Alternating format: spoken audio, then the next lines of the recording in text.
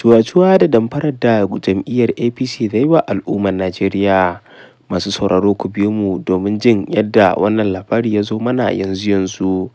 Masu sauraro Assalamu alaikum, barkanmu da wannan lokaci, barkanmu da sake kasancewa da ku a cikin wannan tasha tamu mai ɗimbin albarka wato Katabi News TV. Tashar da take kawo muku zafafan labarai da rahotanni waɗanda suke nishaɗantar da ku da ma faɗakarwa. Kada dai ku manta, idan wannan shine farkon shigo ku wannan tasha, ku danna mana subscribe sannan ku danna alamar ƙararrawar sanarwa domin sanar da ku da zarar mun ɗora sababbin shirye-shiryenmu. Ku ci gaba da bibiyan mu a wannan bidiyo domin jin zazzafan labarin da muka zo muku da shi dangane da damfara da cuwa-cuwar da jam'iyyar APC ta yi wa al'ummar ƙasar Najeriya.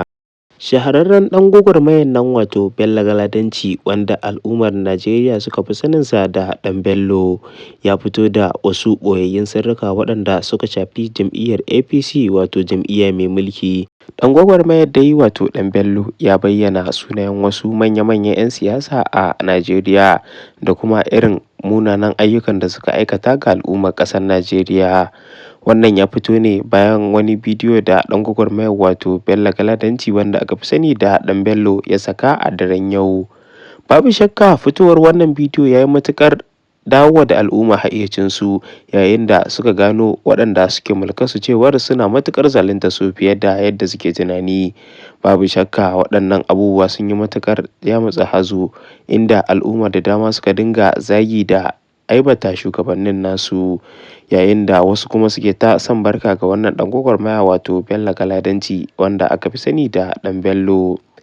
Daga cikin sunayen waɗanda ya bayyana sun haɗar da shugaban ƙasa Bola Ahmed Tinubu, yayin da ya ce wannan shugaba ya kasance ya damfari al'ummar ƙasar Najeriya kuɗaɗen da ba a taɓa tunani ba, inda ya dinga zuba su yayin gina kansa, ya dinga buɗe gidajen mai da kuma wasu kamfanunuwa waɗanda suka alaƙanta da ahalinsa. Daga bisani kuma ya dawo kan jagoran jam'iyyar APC a da wato Injiniya Abdullahi Umar Ganduje, wanda ya kasance tsohon gwamnan jihar Kano, yayin da ya ce shi ma wannan mutumi ba a bar shi a baya ba, domin kuwa ya yi matuƙar zaluntar al'umma tun a lokacin da yana gwamnan jihar Kano. Daga bisani kuma ya zo nan ma ya dinga almundahana da kuɗaɗen al'umma.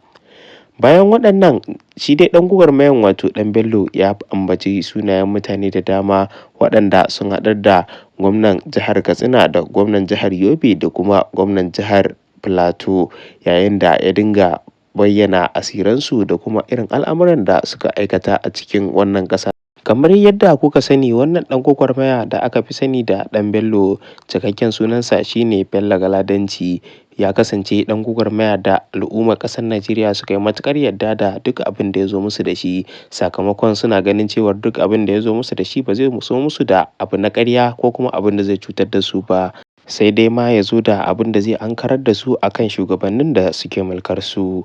Masu sauraro kada ku manta, wannan na zuwa muku ne daga tashar ku mai farin jini wato Katabi News TV. Idan wannan shine farkon shigowarka, ka danna mana subscribe sannan ka danna mana alamar ƙararrawar sanarwa domin sanar da ku da zarar mun ɗora sababbin shirye-shiryenmu da zarar mun ɗora.